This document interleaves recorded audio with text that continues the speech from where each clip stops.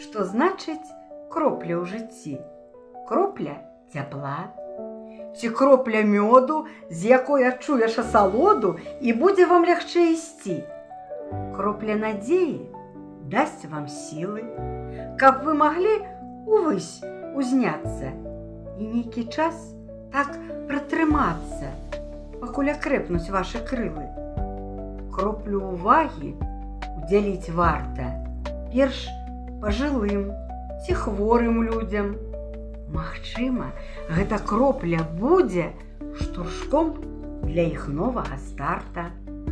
Дабрыня, сардэчнасць, шчырасць. Па кропельцы і знікне смага.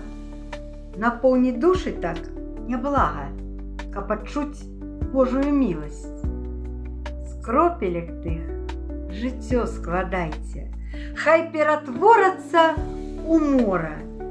Што было кепскага учора, у сваё заўтра не пускайце.